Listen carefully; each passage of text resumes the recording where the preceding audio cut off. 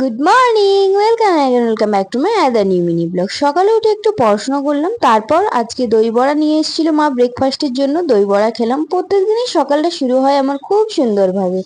আর আজকে দেখো, একটা কাকু আমাদের রাস্তার সামনে নাইটি আর কুর্তি বিক্রি করতে এসেছিল। তো উনি রীতিমতো জোর করে আমাদেরকে ডেকে এই তিনটে নাইটি আর একটা কুর্তি নেওয়া করিয়েছে। প্রথমে নেব না করছিলাম, তো উনি অনেক জোর করছিলেন। তো আমিও মাকে বললাম যে সবসময় মল থেকে আর দোকান থেকে তো নেওয়া হয়, কিছু কিছু জিনিস ওদের কাছ থেকেও নেওয়া ভালো। এখন অনলাইনের মার্কেট এসে এই হকারদের বা অফলাইনে যারা বিক্রি করেন তাদের খুবই অসুবিধা হয়ে গেছে এখন।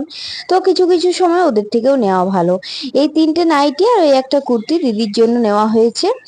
আর তারপর স্নান করে আমি খেতে চলে এলাম। আর লাঞ্চে আজকে ছিল ভাত, চিকেন আর একটা সবজি ছিল, কি সবজি জানি না, তার সাথে ছিল করলা সেদ্ধ, যেটা হচ্ছে আমার খুব বাজে লাগে খেতে।